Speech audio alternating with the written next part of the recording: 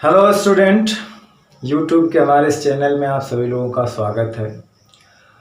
और आज के इस वीडियो लेक्चर में हम कुछ न्यूमेरिकल करने वाले हैं, छोटे बड़े न्यूमेरिकल करने वाले हैं। पहले आसान शब्दों में आसान शब्दों में का मतलब है कि आसान सवाल लगाएंगे, फिर धीरे धीरे बड़े सवाल की तरफ बढ़ेंगे। हालांकि हमने एक वीडियो लेक्चर इस पर किया हुआ है, उसमें महत्वपूर्ण कुछ कॉन्सेप्ट में हमने चर्चा की हुई है, लेकिन आज हम कुछ सवाल लेंगे, वो सवाल लेंगे जो आज बोर्ड में पूछे जा चुके हैं। तो बोर्ड में पूछे गए कुछ सवालों को आज हम लोग लगाएंगे। पहले आसान सवाल, फिर थोड़े कठिन सवाल, ठीक है। तो चलिए शुरू करते हैं। पहला सवाल आपका, हमें लगता है कि न्यूमेरिकल का एक वीडियो लेक्चर और होगा। जैसे सवालों की तो कमी नहीं है, आप लगाइए, जितना चाहे उतना लगाइए। एक टॉपिक और बचा हुआ, हालांकि ये ख़त्म हो गया है। एक टॉपिक और है और वो है वैद्युत अनुनाद, उसे देखा जाएगा। ठीक, तो चलिए जैसे कि पहला सवाल हम लेते हैं। अब तो आसान सवाल की तरफ चलते हैं। पहला है ये सवाल कि एक प्रत्यावर्ती विभव,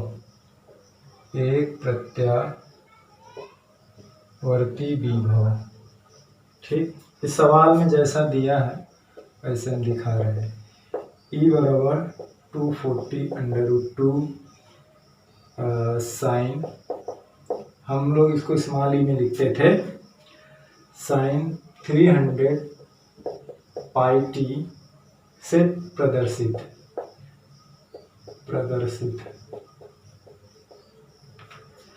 विभव का वर्ग माध्य मूल मान एवं आवृत्ति ज्ञात कीजिए।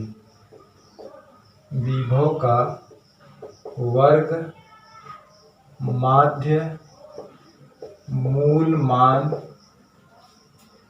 एवं आवृत्ति ज्ञात कीजिए, एवं आवृत्ति ज्ञात कीजिए। ठीक है। वर्ग माध्य मूल मान मतलब VRMS, ठीक है।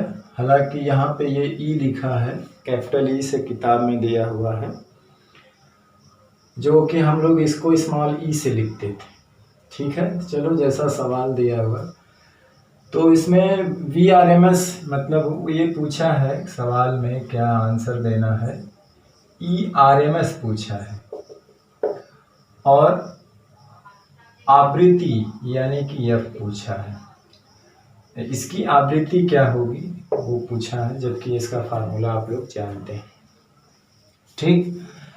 तो आप क्या करिए, पहले क्या दिया हुआ है, आप ये दिया है पाई टी। आप क्या करिए कि जो हमारा समीकरण है E बराबर E0 साइन ओमेगा टी, इससे इसका तुलना कीजिए। ERMS के लिए हमें चाहिए क्या होता है, ERMS जो होता है वो E0 शिखर मान ये होता है। आप यहाँ से तुलना जब करेंगे तो E0 के जगह क्या मिलेगा आपको, E0 के जगह मिलेगा 240 √2, ठीक। और जब तुलना करेंगे तो यहाँ से ओमेगा क्या मिलेगा, 300 पाई, ठीक। बस, तो पहले हम E निकाल लेते हैं। तो ERMS का मतलब हुआ ये है 240 √2, ये कट गया तो बहुत सिंपल आ गया इतना वोल्ट, ठीक। तो ERMS कितना हो गया, 240 वोल्ट। अब हमें चाहिए F, तो F बराबर होता है ओमेगा अपान 2 पाई, क्यों, क्योंकि T बराबर होता है 2 पाई अपान ओमेगा, ऐसा आप लोग जानते हैं। तो F जो होता है 1/T होता है, ठीक। तो देखिए ओमेगा की वैल्यू है यहाँ पे 300 पाई और यहाँ है 2 पाई, पाई से पाई कैंसिल हो गया और ये हो जाएगा 30 में 2 से भाग देंगे 15, 150, मतलब 150 हर्ट्ज कितना हो जाएंगे, 150 हर्ट्ज। तो ये बहुत ही सिंपल सवाल है।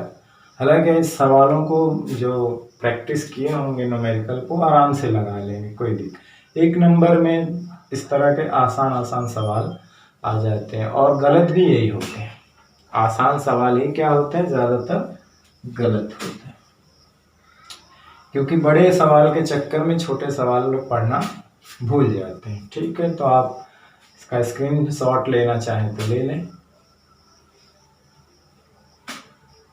चलिए,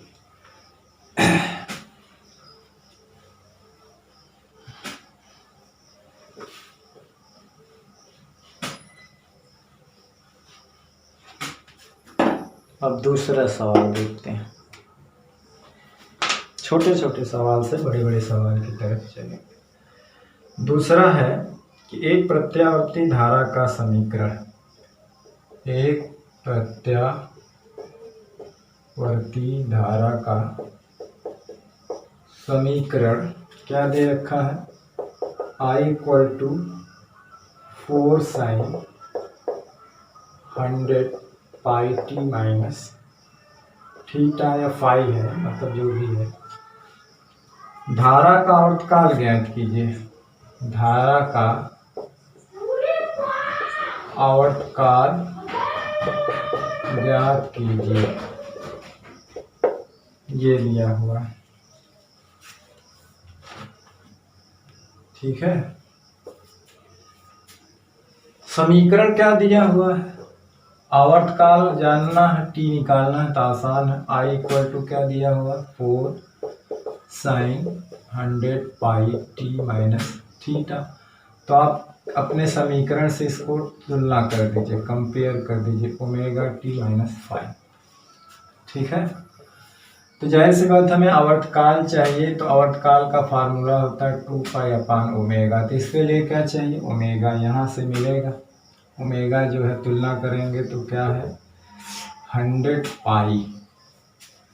ठीक है, तो यहाँ से टी निकल जाएगा, 2 पाई है, ये है 100 पाई।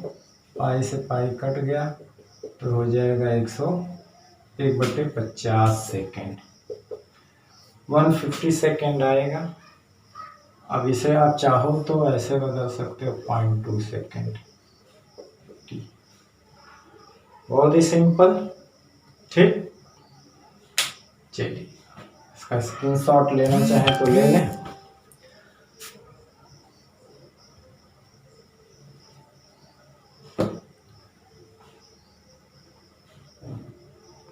चलिए,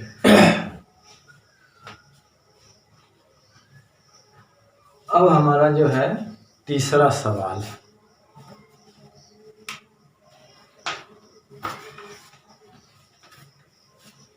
तीसरा सवाल ये है कि एक प्रत्यावर्ती वोल्टा का समीकरण, एक प्रत्यावर्ती वोल्टता का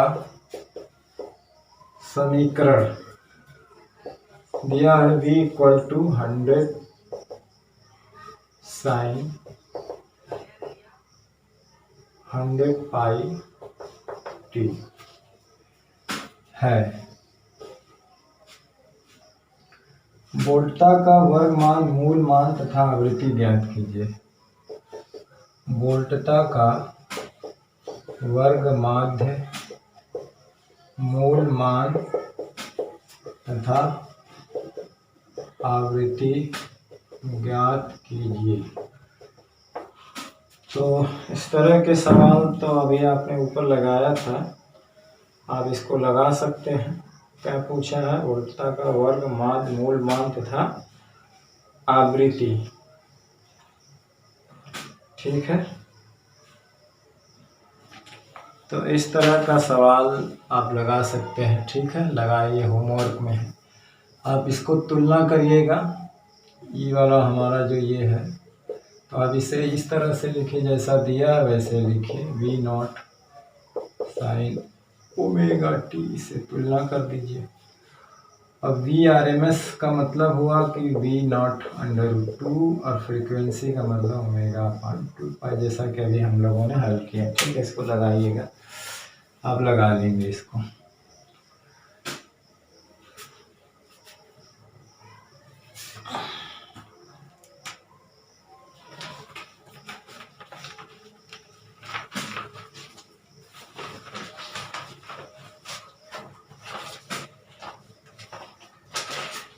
चलिए चौथा सवाल है हमारा कि 44 mH का प्रेरित्र, एक 44 mH मतलब मिली हेनरी का प्रेरित्र मतलब प्रेरकत्व ही 220 वोल्ट 50 हर्ट्ज आपूर्ति से जोड़ा गया, आपूर्ति से जोड़ा गया है। परिपथ में धारा के आरएमएस मान को ज्ञात कीजिए। परिपथ में धारा के आरएमएस मान को ज्ञात कीजिए।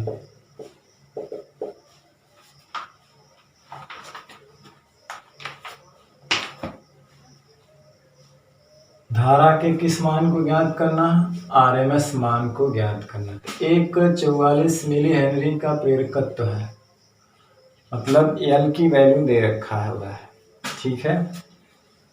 यानी यहाँ पे हम देखें तो एल हमारा 44 मिली हेनरी का मतलब हुआ 44 गुणे 10⁻³ हेनरी। 50 हर्ट्ज, तो धारा के आरएमएस वैल्यू को मालूम करना है, मतलब हमें मालूम क्या करना है? IRMS, ठीक है। यहाँ पे आवृत्ति भी दे रखा है, कितनी है? 50 हर्ट्ज, एफ मतलब 50 हर्ट्ज, 220 वोल्ट पे वो होता है। तो आरएमएस वैल्यू के लिए हमको क्या चाहिए होता है? IRMS को निकालना है तो हमें I0/√2 चाहिए। अब हमें ज़रूरत है I0 की। अब हमें ज़रूरत किसकी है? I0 की। तो जाहिर सी बात है कि एक चीज़ आपको याद होगा यहाँ पे कि जो भी 220 वोल्ट जो कहा जाता है वो उसका आरएमएस वैल्यू होता है। क्या होता है? RMS value. यहाँ पे जो 220 वोल्ट है ये ERMS या VRMS है, ठीक है ना। तो VRMS, तो हमें I0 चाहिए, तो I0 के लिए ज़रूरी होता है V0। अब यहाँ पे V दिया है तो हम V0 रखेंगे, नहीं तो हमारा E0 होता है। और प्रतिरोध, तो चूंकि यहाँ पे प्रतिरोध मतलब कुंडली है तो उसके लिए प्रतिघात होगा, यानी कि XL ये होना चाहिए। तो हमें इन दोनों को निकालना है। तो एक चीज़ यहाँ पे देख रहे हैं कि ये जो दे रखा है 220 वोल्ट, ये क्या दे रखा है? VRMS दे रखा है, क्योंकि कोई भी उपकरण जो है प्रत्यावर्ती विभव धारा नापने वाला होता है तो उसकी आरएमएस वैल्यू को नापता है, ठीक है। तो VRMS हमारा दे रखा है 220 वोल्ट। अब यहाँ से V0 अगर हमको चाहिए तो VRMS/√2 हो जाएगा, यानी कि 220 वोल्ट 2 मतलब लगभग 311 वोल्ट आएगा। ऐसा हमने एग्जाम्पल में देखा है ना।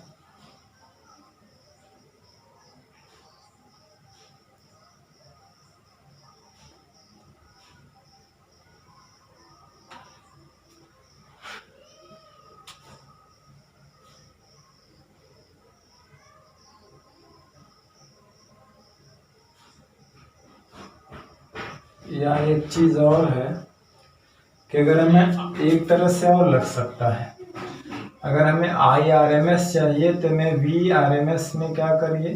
XL से भाग दे दीजिए। ये भी तो हो सकता है, जैसे कि I0 V0/XL होता है, उसी तरह से IRMS बराबर VRMS/XL। तो VRMS हमें ऑलरेडी दे रखा है, तो इतना करने की ज़रूरत क्या है? फिर हमें V0 की वैल्यू फिर XL की वैल्यू रखेंगे, इस तरह से भी आ जाएगा। तो यहाँ पे XL निकालना है तो XL के बराबर होता है ω/L, और ओमेगा की वैल्यू यहाँ पे दे रखा है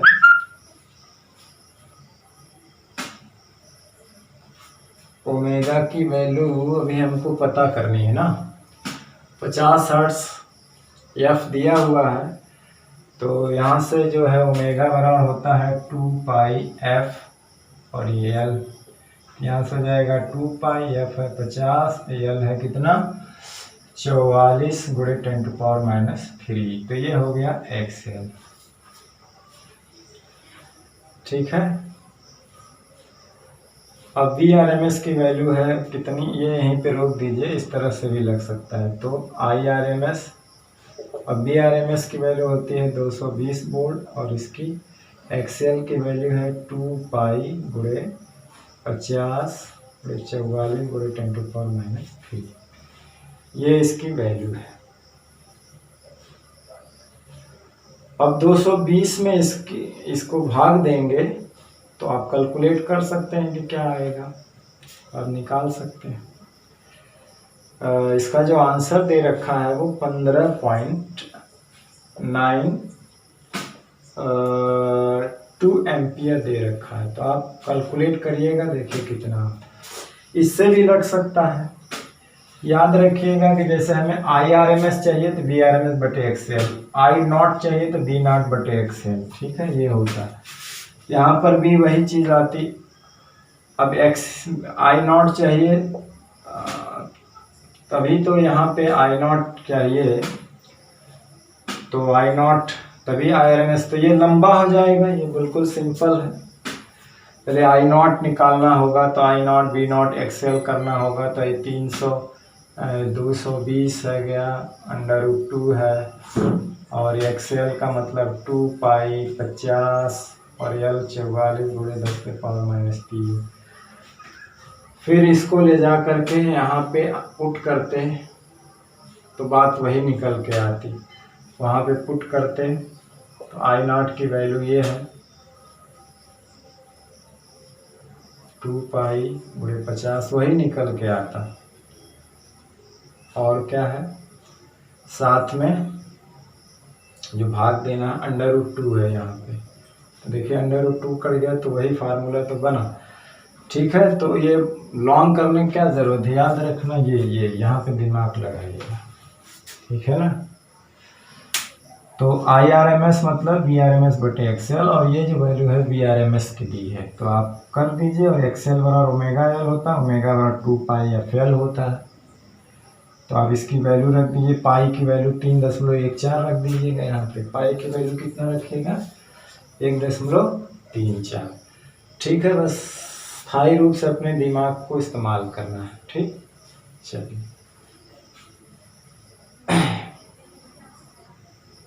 चलते हैं अगले सवाल की तरफ।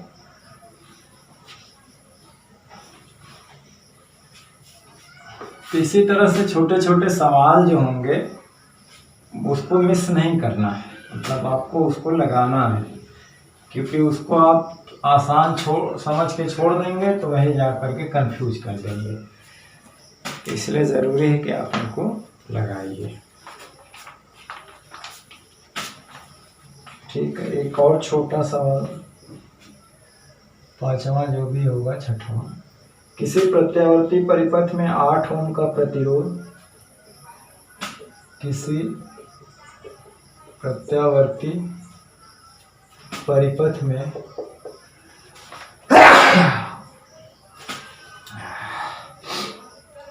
परिपथ में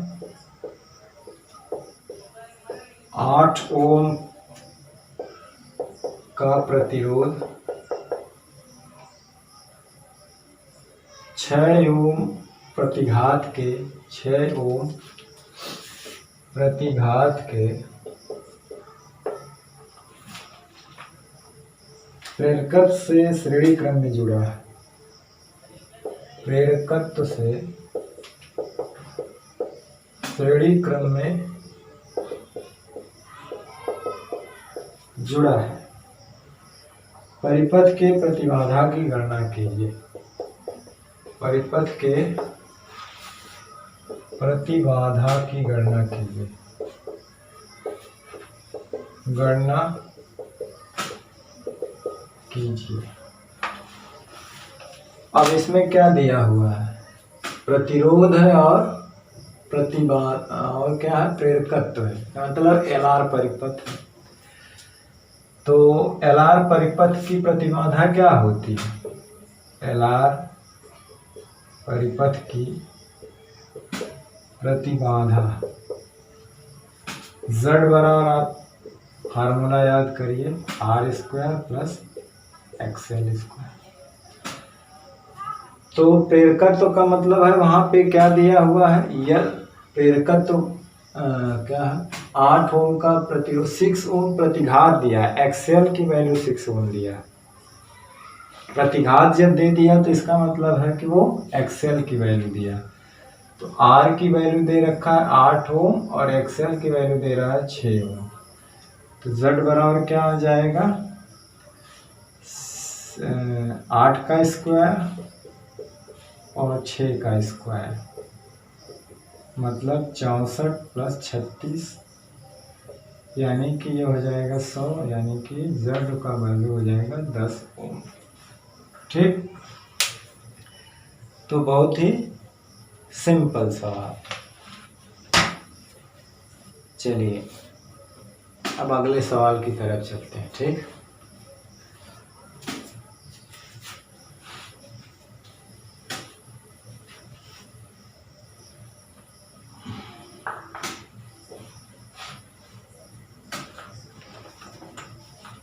अगला सवाल है, ये भी बोर्ड में पूछा हुआ है, 6वां होगा या 7वां जो भी है। एक एलसी परिपथ अनुनाद की स्थिति में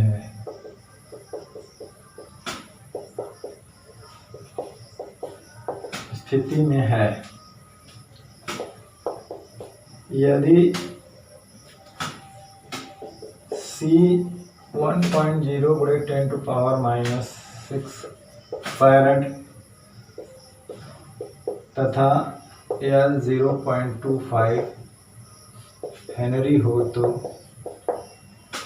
परिपथ में दोलन की आवृत्ति ज्ञात कीजिए। परिपथ में दोलन की आवृत्ति ज्ञात कीजिए।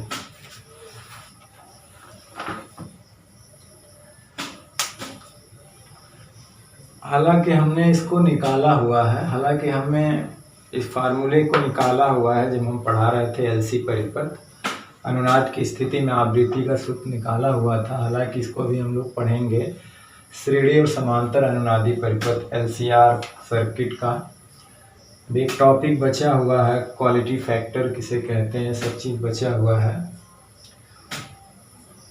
तो अब इसमें देखिए C और L दिया है, तो परिपथ में दोलन की आवृत्ति ज्ञात कीजिए। हालांकि सवाल थोड़ा अगले टॉपिक का, फिर भी लेकिन हमने इसको फार्मूले को बताया हुआ है। तो वो सूत्र क्या है, हमने ये बताया था कि 2π√LC, इस तरह का हमने बताया हुआ था।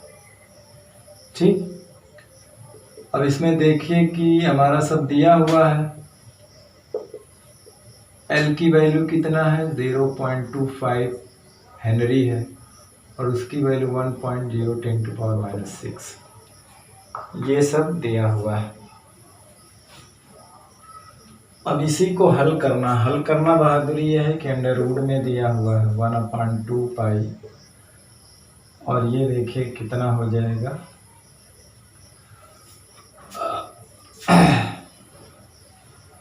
ये बाहर आएगा तो कितना हो जाएगा 10⁻3, या इसको हम ऐसा लिखना चाहें तो ये लिख सकते हैं 25 गुणे 10⁻2 8, 1/2π, ये बाहर आएगा 10⁻⁴ होगा, ऊपर जाएगा तो 10⁻4, अंडर रूट 25 की वैल्यू क्या हो जाएगी 5। तो F की वैल्यू क्या हो जाएगी, अब ये हो जाएगा 2 गुणे 3.14 10⁻4 5। अब इसको भाग देना है, भाग देंगे तो किताब में आंसर जो दे रखा है वो इतना आएगा लगभग। अब भाग करके देख सकते हैं 47 हर्ट्ज, इतना।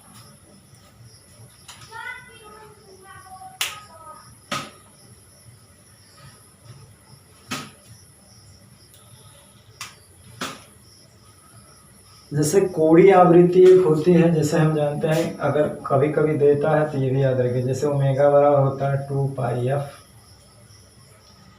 ठीक। अब एफ की वैल्यू यहाँ पे रखा गया था तो ये 2π रहेगा, और एफ की वैल्यू क्या आई थी 2π√LC, 2π कट गया तो ओमेगा बराबर याद रखना 1/√LC होता है। तो कभी कभी कोणीय आवृत्ति पूछे तो ऐसे निकाल लेना, या जब आपको ये मिल जाए, आवृत्ति मिल जाए तो कोणीय आवृत्ति अपने आप निकल जाएगी, 2π करके गुणा कर दीजिए।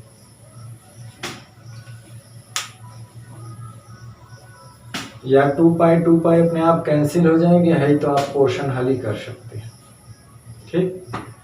तो आप ऐसे लगा सकते हैं अगर सवाल आता है कहीं पर, ठीक है।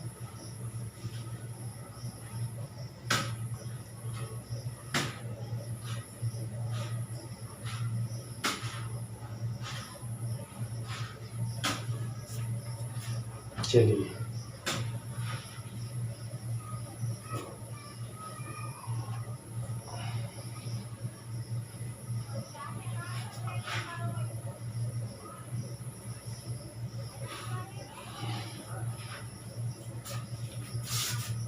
अब जैसे कभी कभी पूछता है कि आर और सी का बीमी समीकरण बीमा क्या होती है ना, एक नंबर में आर सी की बीमा। तो पहले आर की बीमा लिखेंगे, सी की बीमा लिखेंगे, तो निकल के आती है आवर्तकाल की बीमा के बराबर होता है। आर की बीमा आप याद रखिए, सी की बीमा याद रखिए, पीछे पढ़ाया गया है, और दोनों का गुणा करके देखेंगे तो ये आता है। तो पूछा आर सी की बीमा, तो आप ये लिखिएगा, है ना, याद रखना। चलिए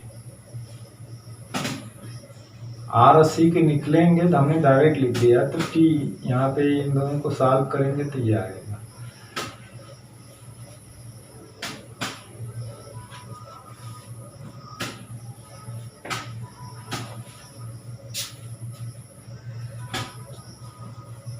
चलिए ये जो भी सवाल 8वां 9वां लिखा है कि दिए गए परिपथ में प्रत्यावर्ती स्रोत का विद्युत वाहक बल, दिए गए परिपथ में प्रत्यावर्ती स्रोत का विद्युत वाहक बल, प्रत्यावर्ती स्रोत का विद्युत वाहक बल तथा परिपथ का शक्ति गुणांक ज्ञात कीजिए, तथा परिपथ का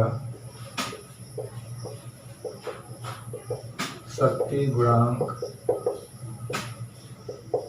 ज्ञात कीजिए।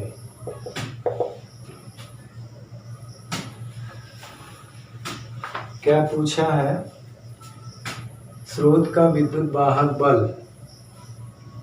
मतलब नेट विद्युत वाहक बल ज्ञात करना, परिणामी, और शक्ति गुणांक, तो परिपथ क्या दिया हुआ है, इस तरह का दिया हुआ है। ये प्रतिरोध है, ये धारिता है, और ये कुंडली है। यहाँ पे एक प्रत्यावर्ती विभवांतर लगा है, और ये दिया है, इस पे 80 वोल्ट है, 40 वोल्ट है, 100 वोल्ट। तो स्रोत का विद्युत वाहक बल का मतलब है नेट विद्युत वाहक बल, और शक्ति गुणांक, तो जाहिर सी बात है कि ये एलसीआर परिपथ है ना,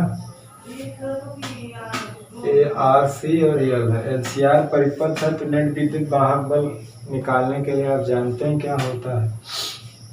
नेट विद्युत वाहक बल अगर मान लीजिए V है तो ये हो जाएगा VR²। अब इसमें देखेंगे बड़ा कौन है, तो L बड़ा है, तो यहाँ से हो जाएगा VL² मतलब BC²। ये नेट, यानी कि आप ग्राफ में देखिए कि जैसे मान लीजिए इधर VR है और इधर VL है, और इधर होता है VC। चूँकि BL VC बड़ा है तो इधर जो है VL माइनस VC इधर होगा, और एक इधर है एक इधर है, बीच में 90 डिग्री परिणामी बीच से होकर जाएगा, जिसको V कहेंगे। पाइथागोरस प्रमेय लगाइए, चाहे तो वेक्टर का नियम लगाइए, तो यही आएगा। ठीक है ना। हमने वहाँ पे E लिखा हुआ, ER EL EC है ना, तो यहाँ पे रख दीजिए। ये कितना है, 80 का स्क्वायर प्लस, अब 100 में से 40 घटा देंगे तो 60 हो जाएगा, 60 का स्क्वायर, तो ये 64 डबल 0, ये 36 डबल 0, ये मिलके 100 हो जाएंगे, और 2 0 और जोड़ दीजिए, मतलब V जो है वो 100 वोल्ट आएगा। इसका अगर हम वो लें तो 100 वोल्ट निकल के आएगा। शक्ति गुणांक जानते हैं क्या होता है, cos फाई। cos फाई को शक्ति गुणांक कहते हैं। क्या होता है cos फाई, जो नेट होता है विभवांतर नेट, जैसे cos फाई R/Z भी होता है, और cos फाई इस तरह से भी निकाल सकते हैं। ठीक है, देखिए यहीं से तो चलिए, जो नेट होता है ये तो ये है, ये हो गया BL माइनस BC, और ये हो गया VR, और ये मान लीजिए फाई है, तो अंडर रूट जो है अभी हमारा निकला हुआ V, ये V जो होता है, या इसी को V0 कहिए या V कहिए, तो ये है, ये हमको पता हो गया। तो हमें cos फाई बराबर जो होता है वो आधार बटे कण, क्या आया, V आया या V0 आया, तो आधार बटे कण, तो आधार क्या है VR, और कण क्या है V, है ना। तो यहाँ से cos फाई आराम से निकल जाए। देखिए ये थोड़ा सा नोटिंग पॉइंट है, यहाँ दिमाग जल्दी नहीं जाता। ठीक, तो VR की वैल्यू कितनी है, 80 वोल्ट है, और V हमारा भी आया 100 वोल्ट, तो 8/10, 2 चौको 8, 2 पंचे 10, यानी कि cos फाई हमारा आ गया 4/5। 4/5 का मतलब 0.8।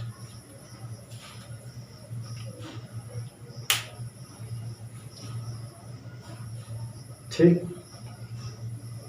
चलिए इसकी स्क्रीनशॉट लेना हो तो ले लीजिए। चलिए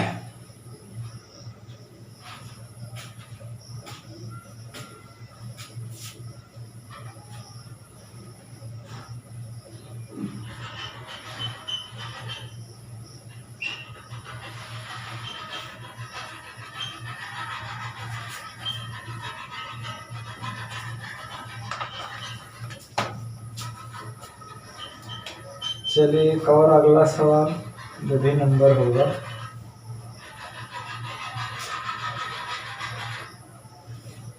चलिए वो भी तो उसी तरह का है।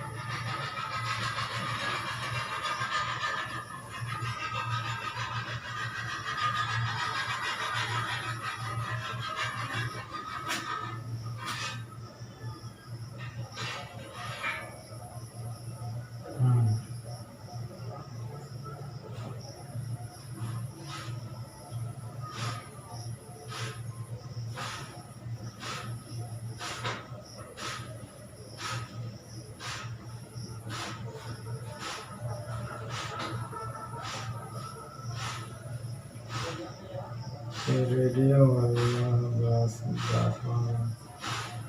चलिए तो इसका सवाल है।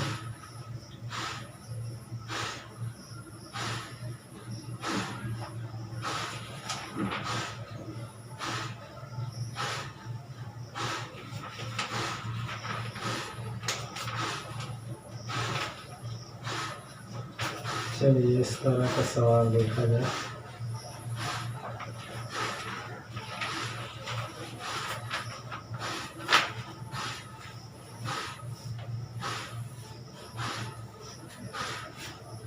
लिखा क्वेश्चन है कि एक कुंडली जिसका प्रेरण एक कुंडली जिसका प्रेरण 0.50 H तथा प्रतिरोध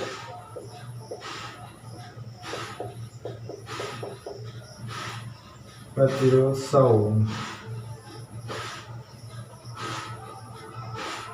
240 वोल्ट 50 हर्ट्ज की एक आपूर्ति से जोड़ा गया।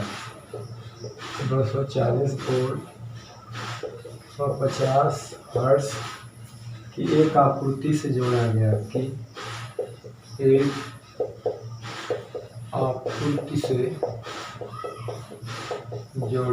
है।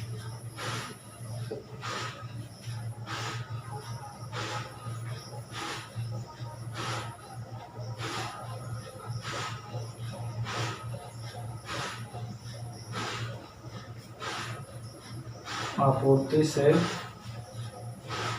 जोड़ा गया। इसमें सवाल है नंबर 1, कुंडली में अधिकतम धारा कितनी है? कुंडली में अधिकतम धारा कितनी है?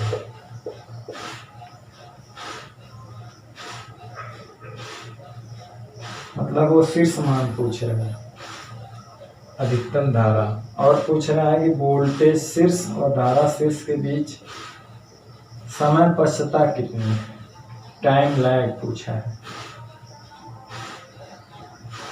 ये पढ़िए सवाल है, वोल्टेज शीर्ष और धारा शीर्ष के बीच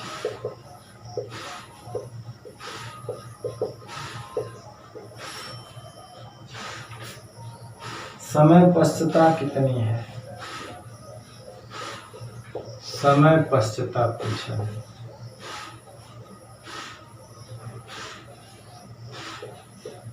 समय पश्चता कितनी है?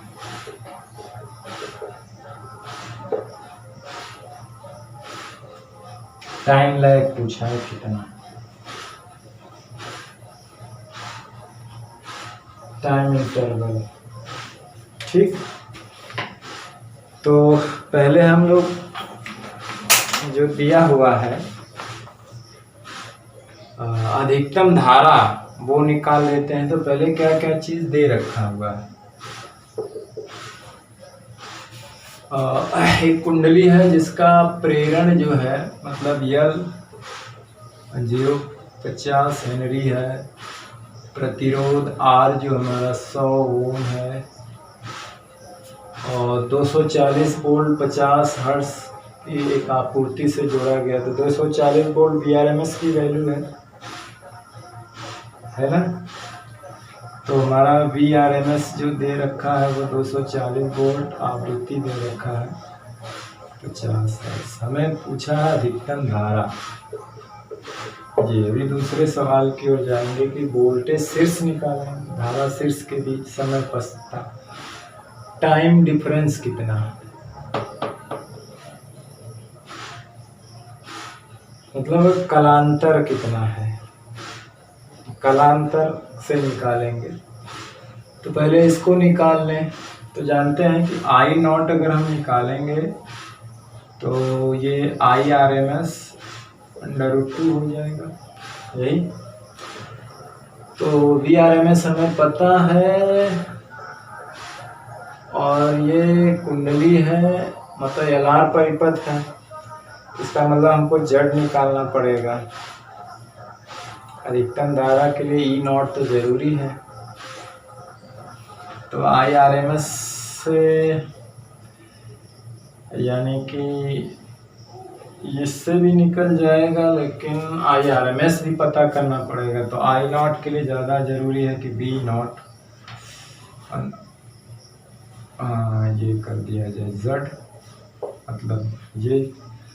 तो V0 पहले निकालेंगे तो V0 यहाँ से निकल जाएगा हमारा, क्योंकि VRMS दिया है। तो V0 बराबर होता है VRMS √2। तो ये हो 240 × √2 है।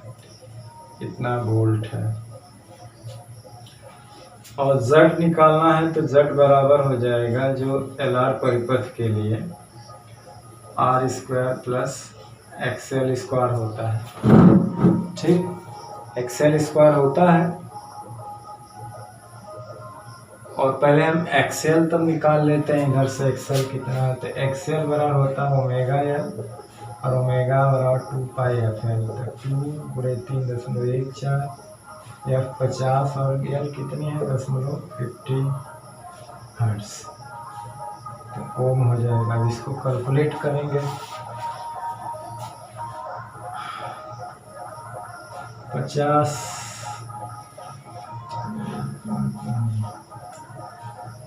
ये हो जाएगा 2 चौको 8, 2 एक कम 2, 3 6, 25। दोनों का गुणा होगा तो 5 25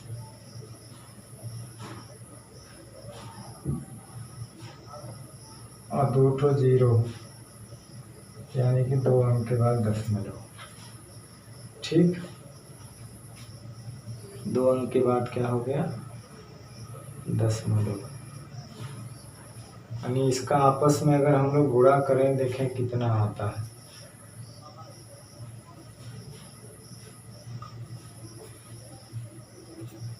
पच्चीस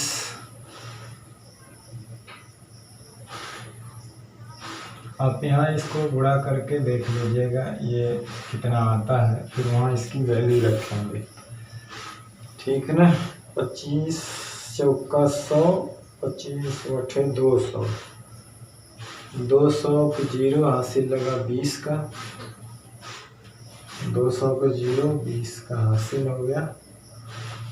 और 25 दूना 50, 20 70, 70 के 7, 70 के 0 हासिल लगा 7 का। 25 छक्का 150, 150, 150 7 157, 157 2 अंक के बाद, मतलब ये आएगा 157 ओम। ठीक, तो यहाँ पे आप लिखेंगे Z बराबर R कितना दिया रखा 100 ओम, तो 100 का स्क्वायर प्लस 157 का स्क्वायर। अब इसे कैलकुलेट करेंगे तो आप इसको कैलकुलेट कर लीजिएगा। प्रतिबाधा को जितना भी आएगा कैलकुलेट करने के बाद जब Z निकल जाएगा, ये निकल ही गया है, तो आप I0 निकाल लीजिएगा V0/Z। और I0 की वैल्यू जो आएगी निकल करके वो लगभग आएगी 1.82 एम्पियर। ठीक, इसको हल करिएगा, इसको हल करिएगा, निकल जाएगा। ठीक, अब रही बात समय पश्चता निकालने की। इसका स्क्रीनशॉट लेना है तो ले लीजिए। अब देख, पहले हम लोग निकालेंगे धारा वोल्टता के बीच कलांतर क्या, उस कला के हिसाब से टाइम लैग निकालेंगे ना। चलिए मिटा दिया जाए इसको।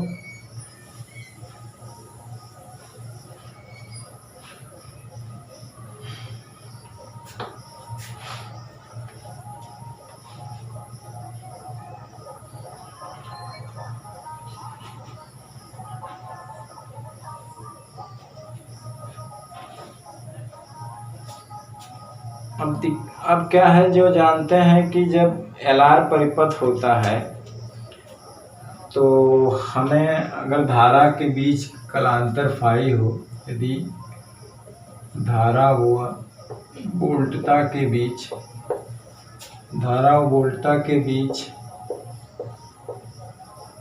कलांतर क्या हो फाई हो, तो इसमें जानते हैं tan फाई बराबर होता है XL/R। पीछे फार्मूला देखिए LR परिपथ के लिए, है ना। या यहाँ से अगर हम फाई निकालना चाहें तो tan इनवर्स XL/R होता है।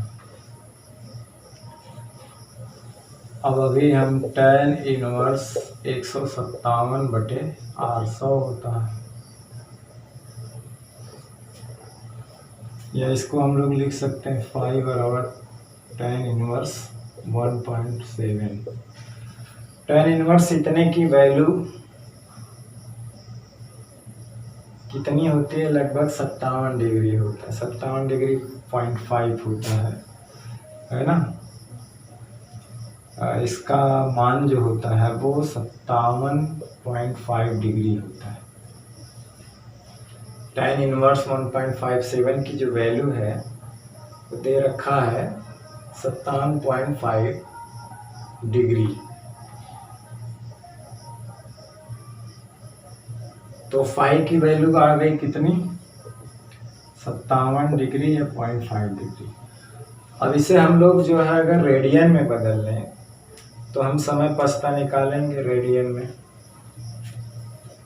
मतलब कलांतर। समय पछता का मतलब है कलांतर, ठीक है ना। तो इसको रेडियन में बदलना है अंश को, तो क्या करना होता है?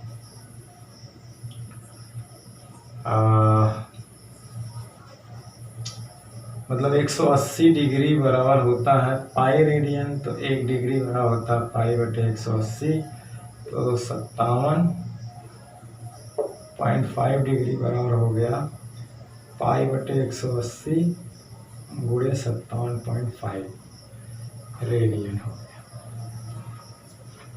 ये वैल्यू रेडियन में आ गई। और कलांतर बराबर होता है टी पाई अपान टी गुणे डेल्टा टी। ये हम लोगों ने फर्स्ट ईयर में पढ़ा हुआ है कि कलांतर जो फाई होता है 2 पाई अपान टी इंटू डेल्टा टी होता है। तो ये कलांतर है, ये समयांतर है। कलांतर और समयांतर में ये रिलेशन होता है, ये सूत्र है कलांतर और समयांतर में। तो यहाँ पे टाइम लैग है, समयांतर निकालना है तो फाई बटे 2 पाई इंटू टी करना होगा। अब फाई की वैल्यू रख देना होगा रेडियन वाली, क्योंकि ये रेडियन में होता है, ठीक है। तो फाई की वैल्यू जो है रेडियन में क्या आई है? ये आई है पाई 180 गुणे 57.5 और बटे 2 पाई है ही है। और टी की वैल्यू क्या लिखेंगे? 1/f लिख देंगे, क्योंकि आवर्तकाल नहीं पता है। पाई से पाई कैंसिल हो गया, तो यहाँ पे आ जाएगा 57.5 बटे 180 दूंगा 360, और यफ की जो वैल्यू होती है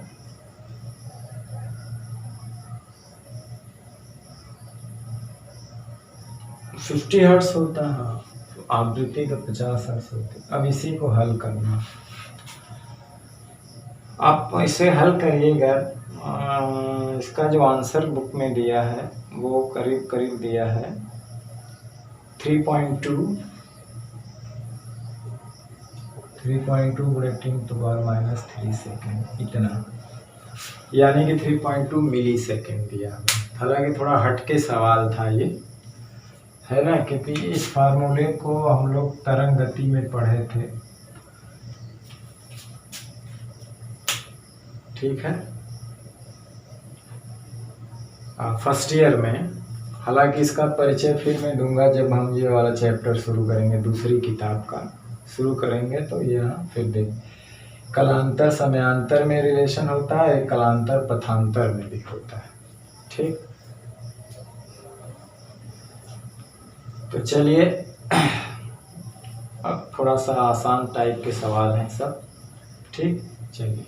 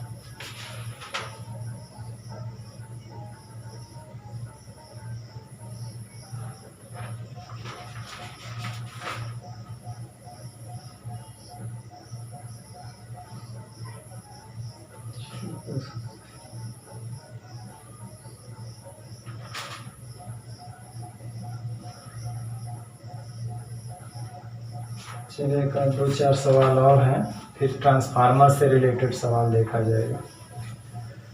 और अभी कुछ टॉपिक बाकी है, तो उस टॉपिक के बाद भी कुछ न्यूमेरिकल देखेंगे। देखिए लिखा हुआ है, क्वेश्चन है, दिए गए वैद्युत परिपथ में प्रतिबाधा, दिए गए वैद्युत परिपथ में प्रतिबाधा निकालना है, प्रतिबाधा निकालना है, एमीटर का पाठ्यांक एवं शक्ति गुणांक, एमीटर का पाठ्यांक शक्ति गुणांक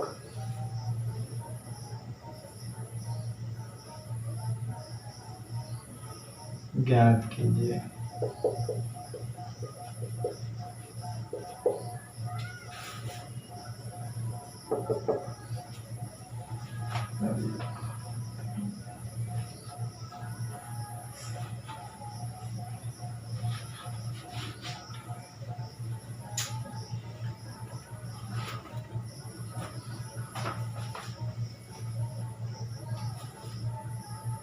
ये दिया हुआ है, ये आपका जो है कुंडली है, ये प्रतिरोध है, और यहाँ पे एमीटर लगा हुआ है,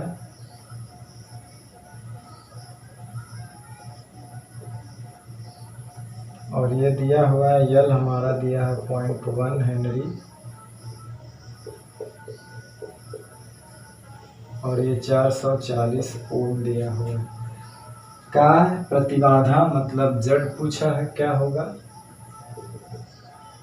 और एमीटर का पाठ्यांक मतलब है कि IRMS पूछा है, एमीटर का पाठ्यांक को IRMS निकालेगा ना।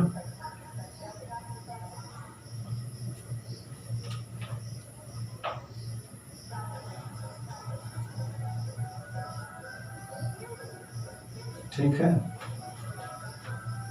और शक्ति गुणांक यानी कि cos फाई, इतनी चीजें हमको मालूम करना है। ठीक है, और यहाँ पे दिया हुआ है V = 200 sin 300t। तो देखिए ये LR परिपथ है, LR परिपथ के लिए आप जानते हैं कि जड़ क्या होता है। अगर इससे आप तुलना करें V0 sin ω-t से, तो V0 हमको मिल जाएगा 200 वोल्ट। ठीक, अब देखिए धीरे धीरे सब निकलेगा। जड़ चाहिए तो जड़ का जो फार्मूला होता है आपको याद होना चाहिए, ये होता है R² XL²। R हमें पता है लेकिन XL नहीं पता, तो XL का सूत्र होता है ω-L, और ओमेगा यहाँ से तुलना करेंगे तो 300 है, और L की वैल्यू कितना है 0.1। यहाँ से देखा जाए तो ओमेगा कितना है 300 है ना।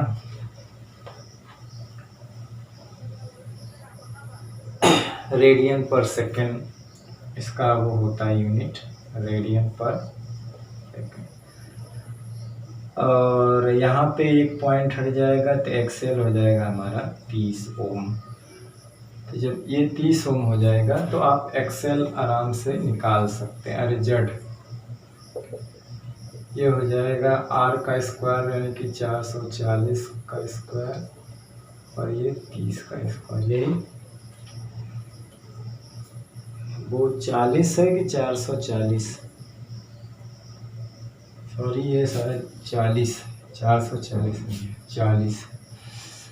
ठीक, तो ये हो जाएगा 4 चौक को 4 16 00 प्लस ये हो जाएगा 900, 16 9 मतलब 2500, मतलब हो जाएगा जड़ 50 ओम। तो जड़ की वैल्यू निकल गई 50 ओम। अब हमें IRMS चाहिए दूसरा, जो कि एमीटर नापेगा। तो IRMS का मतलब हुआ कि VRMS/Z। तो VRMS हमें निकालना पड़ेगा। तो देखिए VRMS यहाँ से निकल जाएगा, VRMS जो है वो होगा V0/√2। तो यहाँ से क्या है, ये V0 है 200/√2, यही है 200/√2। तो हमें V0 की वैल्यू, सॉरी, हाँ, तो हमें VRMS की वैल्यू चाहिए ना, तो VRMS होता है V0/√2। तो हो जाएगा 200/√2 है, इसको हल करिए तो ये हो जाएगा 100/√2। कैसे, 2 से ऊपर नीचे, √2 से ऊपर नीचे गुणा कर दीजिए। ठीक, तो ये जो हो गया 100/√2 और z की वैल्यू कितनी है 50, 50 दूनी 100, मतलब RMS ये हो गया 2/√2 एम्पियर। ठीक, निकल गया। cos फाई चाहिए, तो cos फाई यही उसका पाठ्यांक होता है, मीटर या वोल्ट मीटर IRMS वैल्यू नापते हैं। हमें चाहिए cos फाई, तो cos फाई की जो वैल्यू होती है वो यहाँ पे R/Z होगी। ये प्रतिरोध के रूप में और एक वोल्टेज के रूप में भी होता है। वोल्टेज के रूप में क्या होगा, R के सिरों पे विभवांतर बटे नेट विभवांतर। तो R की वैल्यू क्या है यहाँ पे 40 ओम है, और Z की वैल्यू कितना है 50 ओम। तो 4/5, इसकी वैल्यू 4 क्या हो जाएगी 5, मतलब 0.8 अगर देखा जाए, हल किया जाए। ठीक, इस तरह सब निकल गया। ठीक है, एक दो सवाल इस तरह के और देखा जाए, बाकी तो आपने इस तरह के सवाल लगाए रखे हैं, इसका स्क्रीनशॉट लेना है तो ले लीजिए। बाकी इस तरह के सभी सवाल आपने लगाए हैं, आप प्रैक्टिस करिए, और भी सवाल आपके हाथ में है।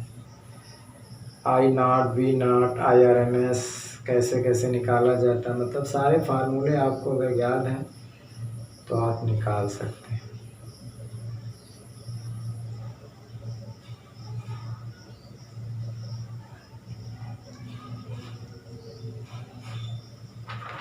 ठीक है,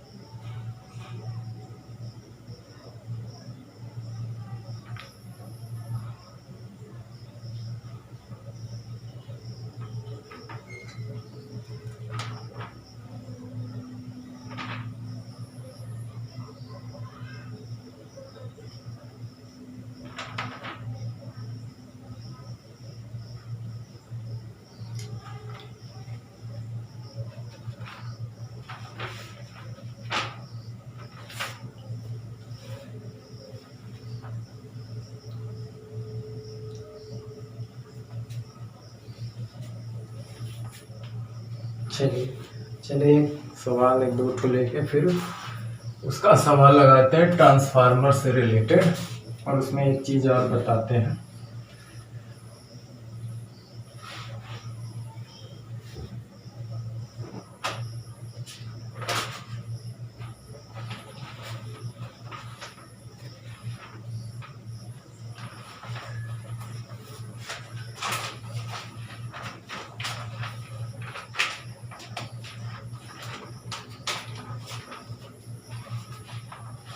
चलिए एक सवाल है, ये क्वेश्चन है कि एक 50 वाट 100 वोल्ट के वैद्युत लंब को, 50 वाट 100 वोल्ट के विद्युत लैंप को 200 वोल्ट 60 हर्ट्ज के विद्युत मन से जोड़ना है। 200 वोल्ट 60 हर्ट्ज के विद्युत मेन से जोड़ना, हर्ट्ज के विद्युत मेन से जोड़ना है। ठीक, लैंप के श्रेणी क्रम में आवश्यक संधारित्र की धारिता ज्ञात कीजिए। लैंप के श्रेणी क्रम में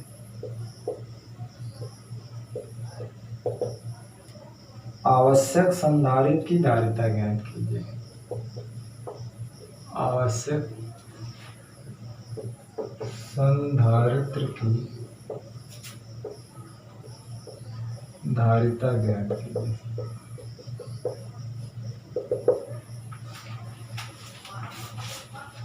ये सवाल है, संधारित्र की धारिता ज्ञात करना। 50 वाट 100 वोल्ट के विद्युत लैंप, 50 वाट है 100 वोल्ट के विद्युत लैंप को इतने वोल्ट 60 हर्ट्ज के विद्युत में से लैंप के श्रेणी क्रम में आवश्यक संधारित्र की धारिता ज्ञात करना है ना। वैसे सवाल इतने ज़्यादा इसमें हैं, इतने टाइप के सवाल हैं कि आप लगाएं तो 3-4 वीडियो सवाल ही लगाते रहे ना। तो आप अपना सवाल थोड़ा लगाते रहिए, एग्जाम्पल लगाइए, प्रैक्टिस करिए। यह है कि आप पहले उसका कॉन्सेप्ट जो थ्योरेटिकल है, सारे फार्मूले आप कंठस्थ कर लीजिएगा दिमाग, ठीक है। तो लैंप का मतलब है बल्ब है एक तरह से, है ना। तो उसका हम क्या क्या दिया हुआ है, V दिया हुआ है, 100 वोल्ट है, P दिया हुआ है 50 वाट, 50 वाट 100 वोल्ट कि विद्युत लैंप को इतने वोल्ट पे जोड़ना है। ये कार्यकारी शक्ति है ना, और कार्यकारी वोल्टता है। तो कार्यकारी वोल्टता है तो उसको कितना करंट मिलेगी, लेकिन जबकि उस पर जो छपा है वो इतना है, 50 वाट 100 वोल्ट है ना। जो लैंप के श्रेणी क्रम में आवश्यक संधारित्र की धारिता ज्ञात कीजिए। तो उस लैंप का जो प्रतिरोध होगा वो V²/P से मिलेगा, क्योंकि बल्ब के केस में हम लोग इसी फार्मूले से उसका रेजिस्टेंस निकालते हैं, जो कि कांस्टेंट होता है, जो कि क्या होता है, कांस्टेंट।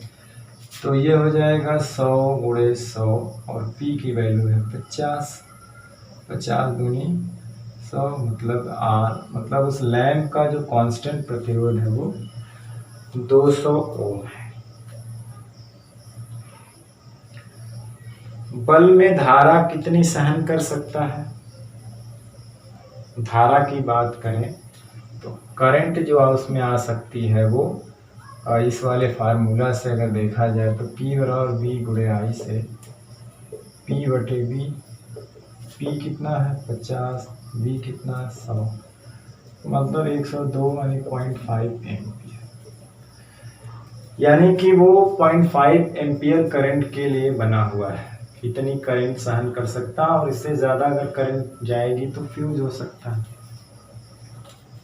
है ना। अब दूसरी कंडीशन क्या है कि उसको हमें 200 वोल्ट 60 हर्ट्ज के मेन से जोड़ना है। तो लैंप के श्रेणी क्रम में आवश्यक संधारित्र की धारिता ज्ञात करना है। मतलब है कि उसको श्रेणी क्रम में एक संधारित्र को भी जोड़ना है, तो वो कितना संधारित्र हो, है ना। अब दूसरी दशा में हमें अगर धारा निकालना होगा तो उसके लिए प्रतिघात निकालेंगे। दूसरी कंडीशन में, दूसरी दशा में धारा कितनी बहेगी, अगर ये वोल्ट लगा दिया जाए तो V/Z हो जाएगा। भैया दूसरे कंडीशन में क्या है कि इस वोल्टेज से अब उसको हम लोग जलाना चाहते हैं।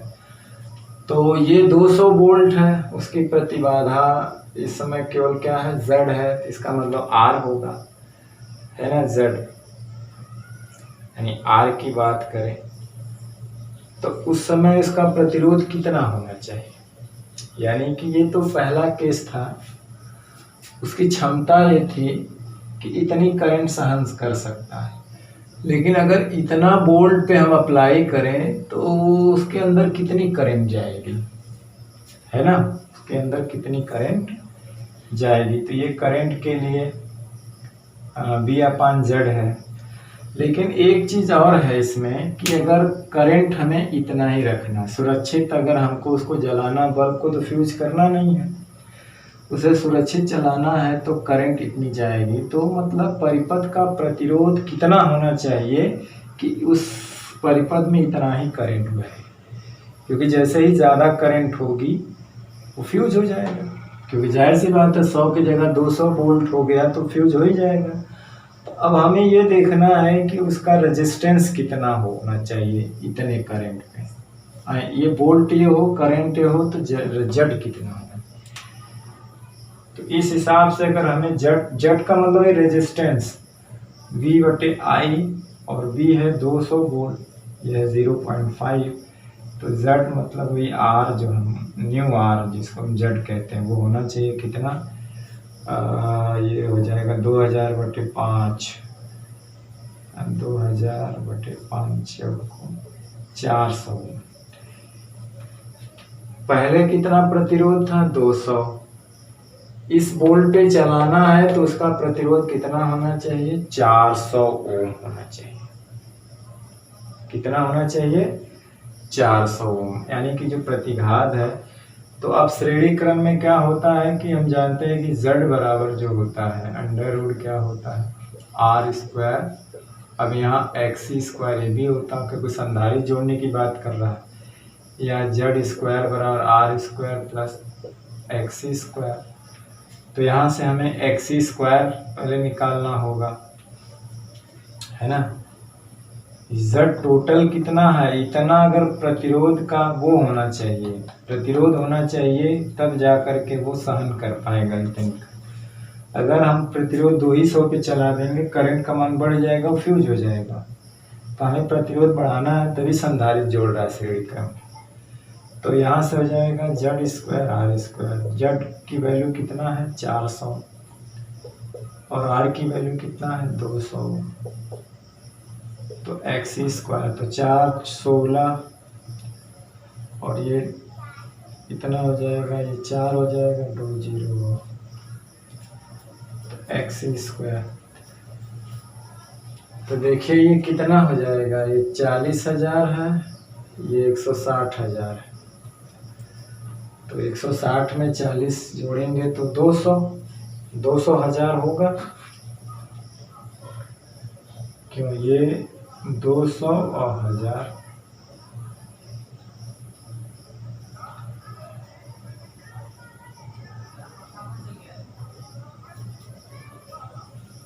या इसको ऐसे कर लीजिए कि इसमें से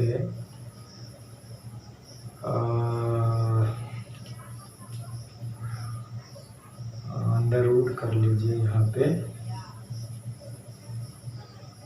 तो यहाँ से अंडर रूट करने का मतलब यह है कि 100, ये चारों जीरो में से हटाना है तो 2 0 100 बाहर आ जाएगा भाई। 4 तो 10⁴, 10⁴ करेंगे, 10⁴ बाहर आ जाएगा, अंडर रूट हो जाएगा 16 - 4। ये 100 और 16 में से 4 घटा देंगे, आ जाएगा 12। 12 को क्या लिख सकते हैं, 2 कड़ी में 3, 2 दूनी 4, हाँ 2 कड़ी में 3, ये आ जाएगा 100 कड़ी में 12। अब XC की वैल्यू आ जाएगी 2 कड़ी में 2। अब ठीक है, XC सही निकल जाएगा। जानते हैं कि XC बराबर होता है 1/ω/C, और ये होता है कि 2πfC। हमें C चाहिए तो 1/2πfXC हो जाएगा। इस संधारित्र की वैल्यू चाहिए ना, तो यहाँ पे रख देंगे, ये 2 × 3.14 × 60 है, और ये निकल के आया है CXC 200 कड़ी में 2, 200 कड़ी में 2। अब यहाँ पे तगड़ी वैल्यू आ गई।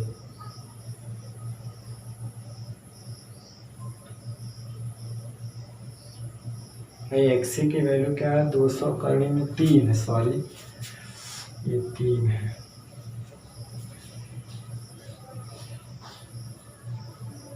अब यहाँ से C की वैल्यू कैलकुलेट करना पड़ेगा।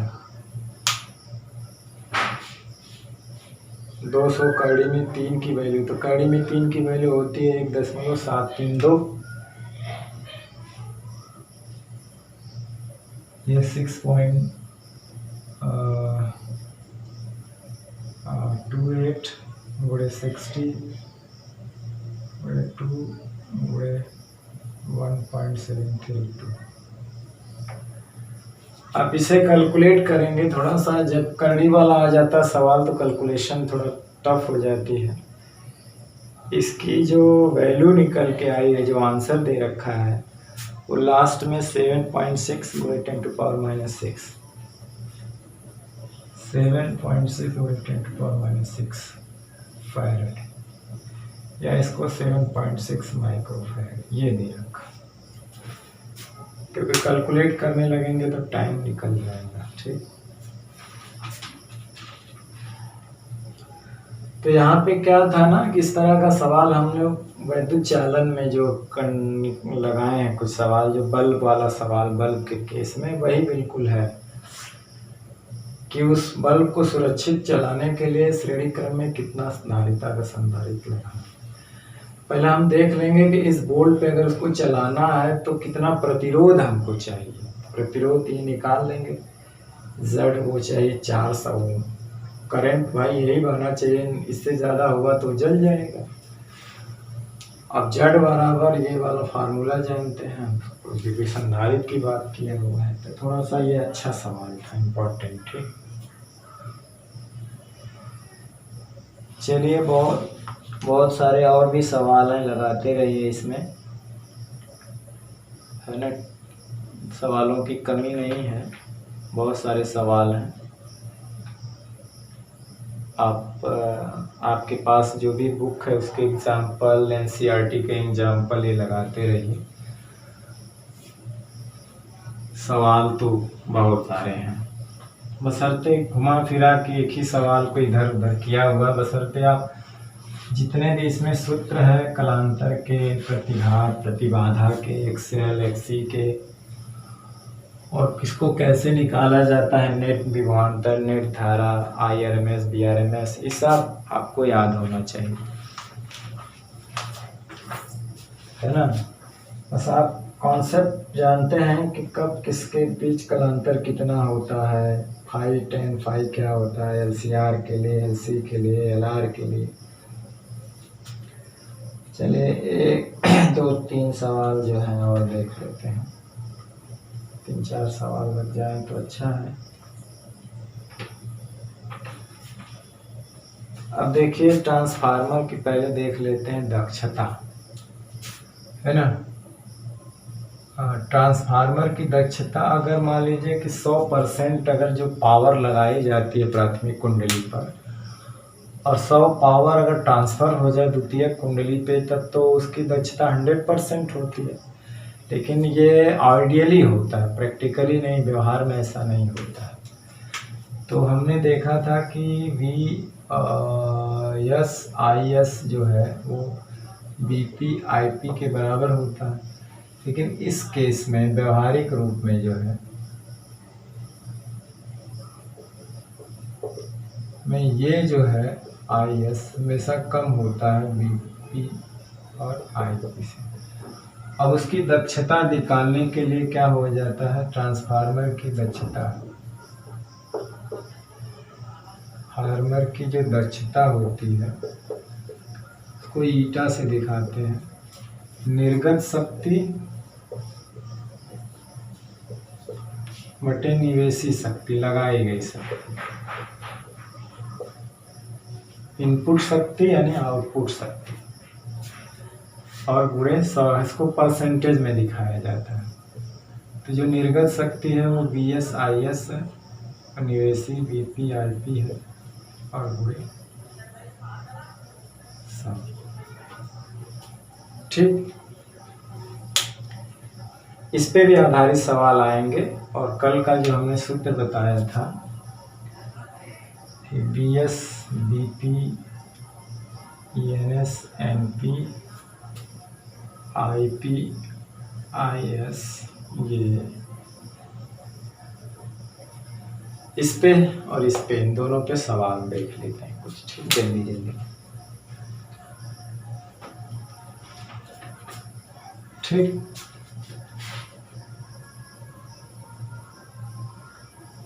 और ये जो होता है आदर्श रूप में, आदर्श केस में, ये आदर्श रूप में होता। ठीक,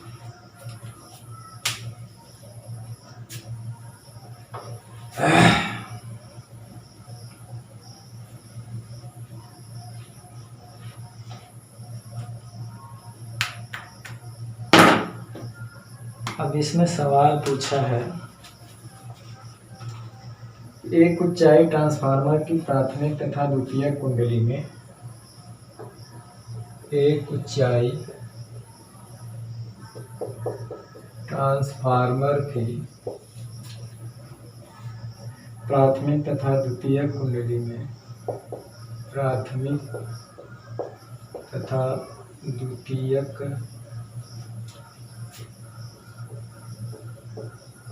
प्राथमिक तथा द्वितीयक कुंडली में फेरों की संख्या क्रमशः, फेरों की संख्या क्रमशः 100 तथा 400 है, 100 तथा 400। यदि प्राथमिक कुंडली में, यदि प्राथमिक कुंडली में 120 वोल्ट, 120 वोल्ट एसी लगाया जाए, एसी लगाया जाए, तो ज्ञात कीजिए, तो ज्ञात कीजिए। नंबर 1, परिणमन अनुपात, परिणमन अनुपात बी द्वितीय कुंडली में उत्पन्न वोल्टेज, बी है द्वितीयक कुंडली में उत्पन्न वोल्टेज, द्वितीयक कुंडली में उत्पन्न वोल्टेज। देखिए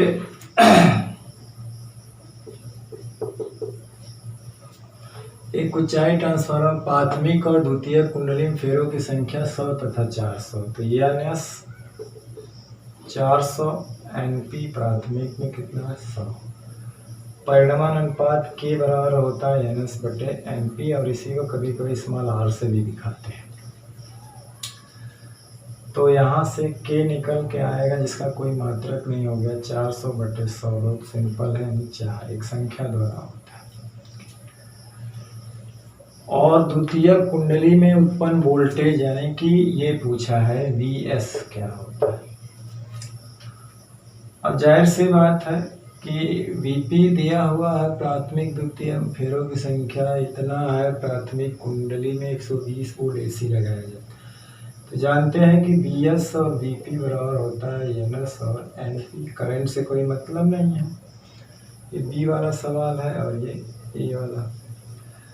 तो हमें ये मालूम है और ये लगाया कितना जाता है 120 वोल्ट, Ns है 400 और Np है 100।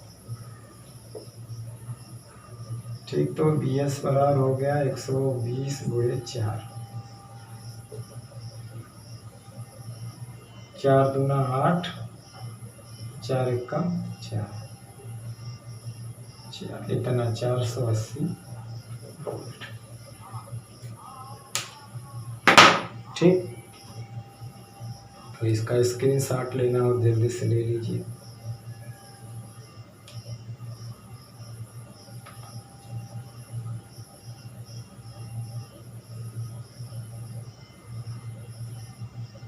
चलिए,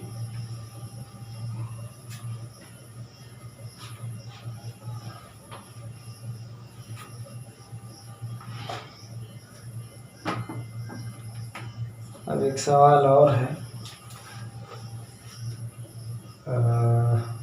220 वोल्ट आपूर्ति से किसी आदर्श ट्रांसफार्मर की, क्वेश्चन है कि 220 वोल्ट आपूर्ति से किसी आदर्श ट्रांसफार्मर की, अब आदर्श ट्रांसफार्मर की प्राथमिक कुंडली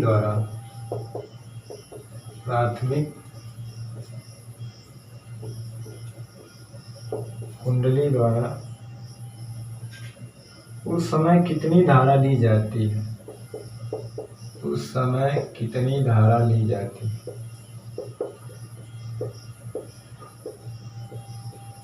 उस समय कितनी धारा ली जाती है जब यह 110 वोल्ट और 550 वाट के रेफ्रिजरेटर को शक्ति प्रदान करता है, के रेफ्रिजरेटर को शक्ति प्रदान करता है। ठीक, को शक्ति प्रदान करता है। ठीक, ये सवाल है।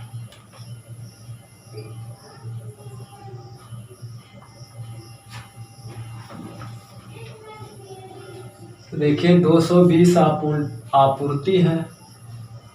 आदर्श ट्रांसफार्मर की प्राथमिक कुंडली द्वारा उस समय कितनी धारा ली जाती है, प्राथमिक कुंडली द्वारा उस समय कितनी धारा ली जाती है, मतलब आईपी निकालना जब यह इतने के रेफ्रिजरेटर को शक्ति प्रदान करता है। यानी कि द्वितीयक वाला यहाँ पे दिया हुआ है, तो एक तरह से VS हमारा क्या हो गया, ये अपचाई ट्रांसफार्मर की बात है, इतना वोल्ट, और PS जो है वो 550 वाट है। तो IS हमें मालूम करना है यहाँ से, तभी तो PS बराबर होगा IS गुणे VS।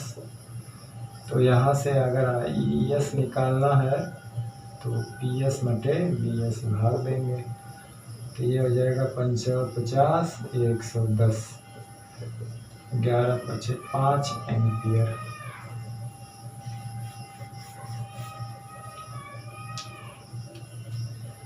IP हमको निकालना है, यहाँ पे IP कैलकुलेट करना है, यही दिया।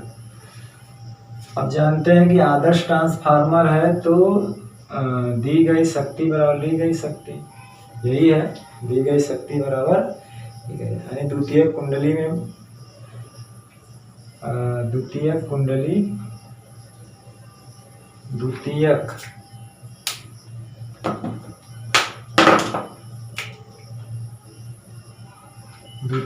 कुंडली को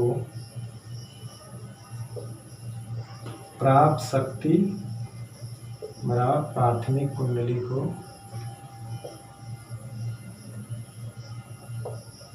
दी गई शक्ति।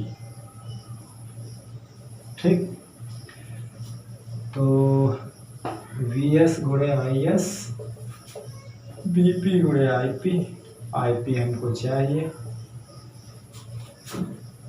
तो VS गुणे IS बराबर BP। अच्छा सवाल है। 110 गुणे 5 और ये कितना पे चलाना है, आपूर्ति 220 वोल्ट दी गई थी, तो IP बराबर हो जाएगा 11 दूना 22, 5/2 2.5 एम्पियर। ठीक, तो आप इसका स्क्रीनशॉट लेना चाहें तो स्क्रीनशॉट ले लीजिए।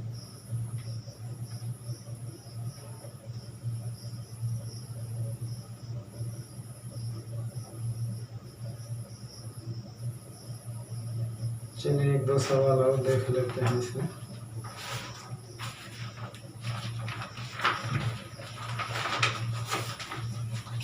टाइम बहुत हो गया।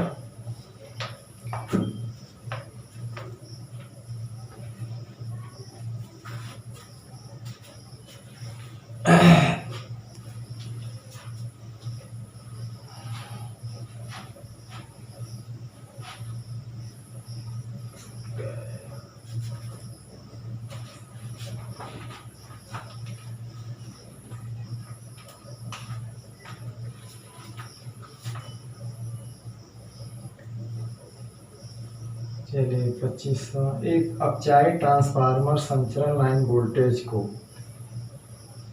एक अपचाई ट्रांसफार्मर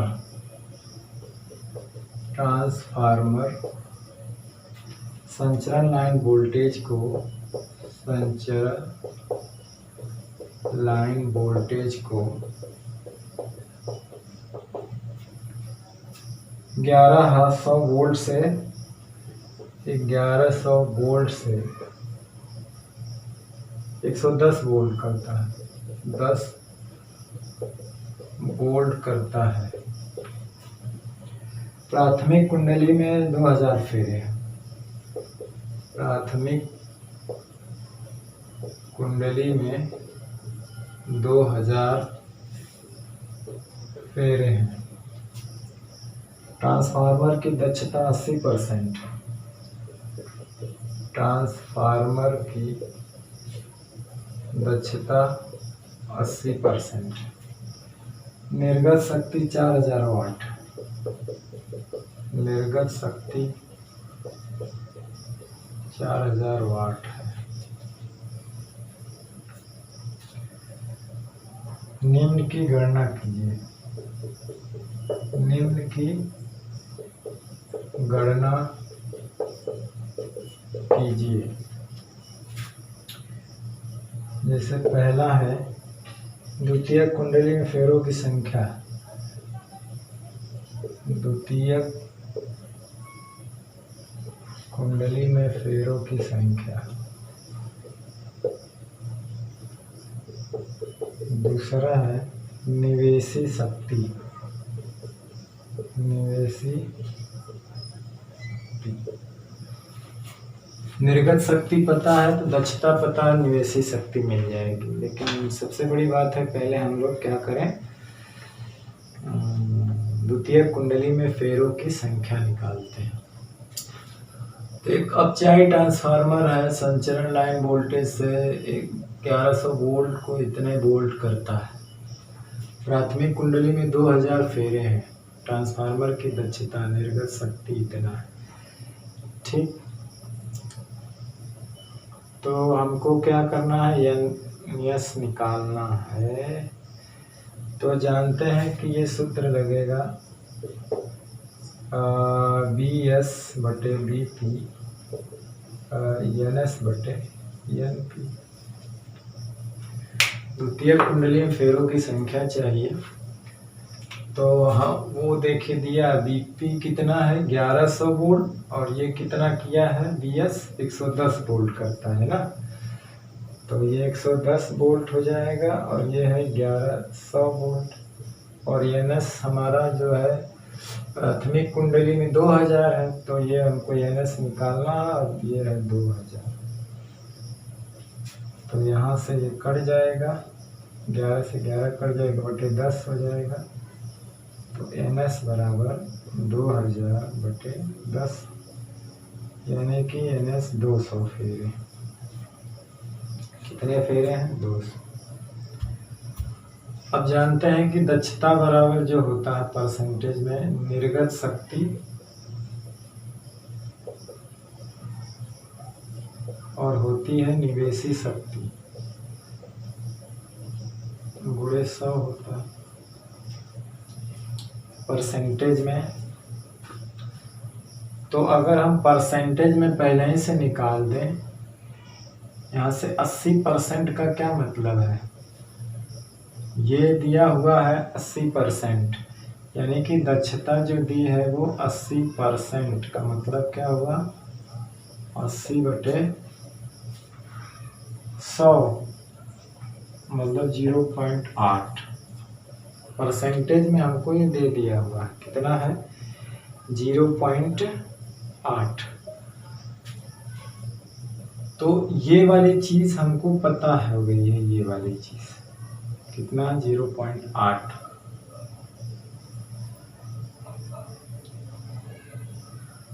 तो हम परसेंट को हटा दें दोनों ओर से, तो यहां से क्या हो जाएगा, ये हट जाएगा,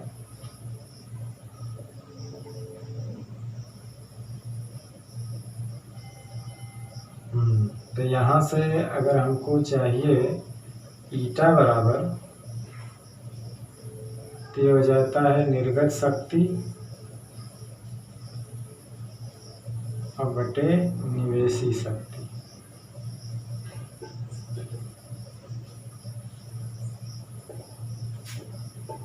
है ना। तो ये दिया है 0.8%। यहाँ से हमें निवेशी शक्ति चाहिए, तो निर्गत शक्ति बटे ईटा। तो निर्गत शक्ति हमारी कितना दिया है, 4000 वाट, और ईटा की वैल्यू 0.8। तो एक जीरो और बढ़ जाएगा, तो ये 8 5 40, यानी कि निवेशी शक्ति कितना हो जाएगी, 5000 वाट। 5000 वाट।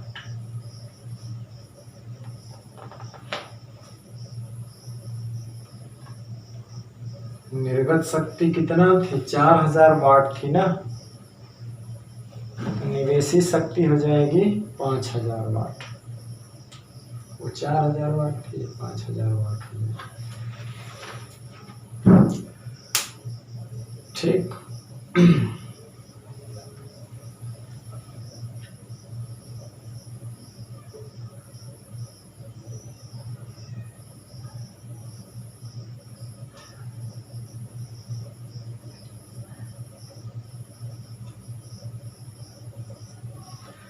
इसमें क्या है, इस फार्मूले में जैसे ईटा 80% हुआ, तो ये इसको हम 1/100 कहते थे। यही 100 इस इधर आ जाता है ना।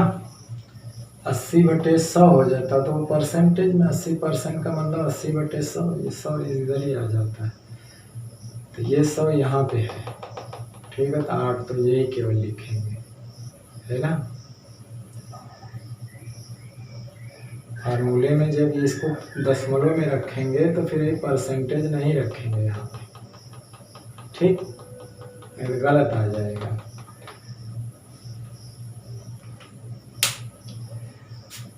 तो इस तरह के और भी बहुत सारे सवाल जो हैं आप लगाइए। मैंने तो 2-3 लगा दिया, और बहुत सारे सवाल हैं, किताब में है, NCERT की बुक में है, सब लगाइए। जितना अधिक लगाएंगे, जितना अधिक प्रैक्टिस करेंगे, हालांकि रटना नहीं है, रटना बिल्कुल नहीं है, बशर्ते आप फार्मूले को याद रखिए, उसके कॉन्सेप्ट को याद रखिए, कहाँ पे कौन सा यूज करना है। थोड़ा सा माइंड अपना लगाएंगे, प्रैक्टिस करेंगे, दिमाग पे जोर डालेंगे, तो आप आराम से सवाल को बोर्ड में या कहीं भी हल कर सकते हैं। थोड़ा कैलकुलेशन पे, जो अंडर रूट टाइप के कैलकुलेशन होते हैं, उस पर ज़्यादा प्रैक्टिस कर लीजिएगा, ठीक। तो आज का वीडियो लेक्चर आज हम यहीं समाप्त करते हैं, और अगले वीडियो लेक्चर में नया टॉपिक एक बचा है। हमें लगता है कि 2 वीडियो लेक्चर में समाप्त होगा। एक टॉपिक है, कुछ न्यूमेरिकल है। जो टॉपिक पढ़ाएंगे उसी से रिलेटेड न्यूमेरिकल रहेगा, ठीक है। चलिए फिर मिलते हैं अगले वीडियो लेक्चर में एक नए टॉपिक के साथ, और ये वीडियो लेक्चर है समाप्त करते हैं। पढ़ते रहिए, पढ़ाई करते रहिए। All the very best. Thank you very much.